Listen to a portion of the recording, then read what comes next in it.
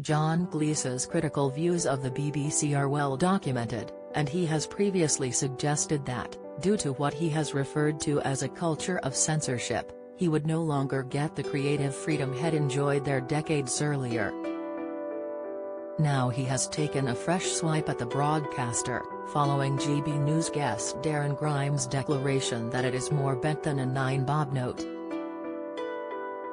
A tweet revealed, Darren Grimes argues that the BBC is fundamentally corrupt and says the broadcaster should scrap the license fee. John told his 5.6 million followers, "I partly agree with Darren. The BBC is a very poor organisation at the moment, as a number of its employees tell me." He added, "We do need a proper, independent, functioning BBC. Just not this one." There was a flurry of activity from his followers in response, with @Pat McCormack suggesting, "There's way more money in compromised media than truthful media. Regulation and public disclosure are critical to salvaging any sort of freedom." However, @Matthew Mile was concerned about what might happen if fees for viewers were eliminated.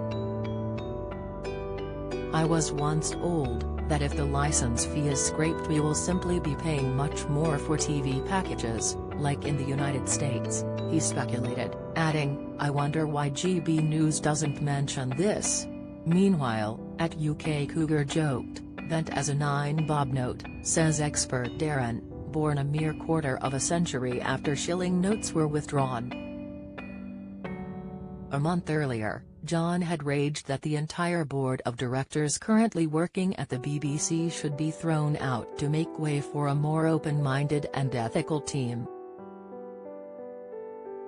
He also sensationally revealed that his Fawlty Towers reboot show could never have aired on the channel today, as he felt his freedom of expression would have been compromised. "I was terribly lucky. Working for the BBC in the late 60s, 70s and the beginning of the 80s, he tweeted. "That was the best time because the BBC was run by people with real personality who loved the medium." Addressing the concept of throwing out the board members, he raged, "Replace them with people who want the BBC to make the best possible programmes for the British public." In recent weeks, John has also had his say on the censorship scandals involving David Attenborough and Gary Lineker, who was temporarily suspended from Match of the Day after publicly commenting on British immigration policy. It sparked a mammoth debate about whether the BBC should or should not be allowed to silence the political self-expression of its employees. Express.co.uk has contacted the BBC for comment.